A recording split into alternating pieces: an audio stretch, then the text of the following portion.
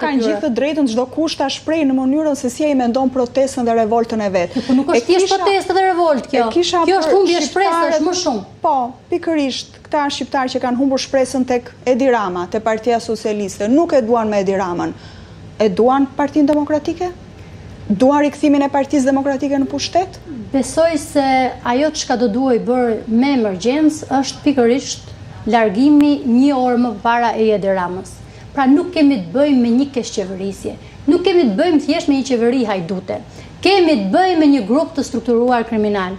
Dhe kjo është e rrezikshme për mua, është e rrezikshme për ty, është e rrezikshme për fëmijët e shqiptarëve. Një alternativë qeverisëse, me ata pa parti, me ata të cilët nuk duan shkojnë të votojnë, po duan një Shqipëri të lirë, duan një Shqipëri që nuk ju vidhet paraja, duan një Shqipëri që të ketë drita, duan një Shqipëri që të ketë ujë. Në 2026-ën Shqipëria Europiane nuk ka ujë. Duan një Shqipëri që mos përmbytet sa herë bie shiu të parë. Duan një Shqipëri që të kenë mundësi të çojnë fëmijët e tyre në shkolla.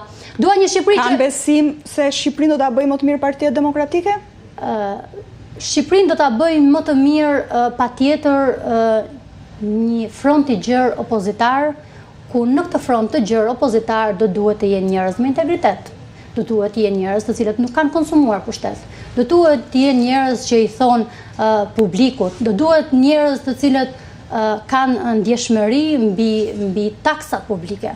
Do duhet njerëz të cilët ta trajtojnë me seriozitet bërjen e politikës publike. Jo ta shikojnë si karrige personale, si benefite personale, por ta shikojnë politikën publike si mision. Dhe në momentin që do ketë politikanë që do shikojnë politikën si mision, atëherë politika do i kthehet shpresa shqiptarëve. Për shembull, dje është organizuar dhe forume për dialogun politik nga një grupim opozitarësh jo partijak. Unë kisha pak se të nisim të bisedë së bashku dhe një bisedë me një prej iniciatorëve të këtij forumi. Si sheh nisma të tilla? Më përgëzoj një nismë të tillë. Janë të nevojshme? E përgëzoj edhe zotin Hasimia, patjetër, e kam edhe mik. Patjetër që e përgëzoj çdo nismë që ka të bëjë me një nismë që ka të bëjë me Shqipërinë.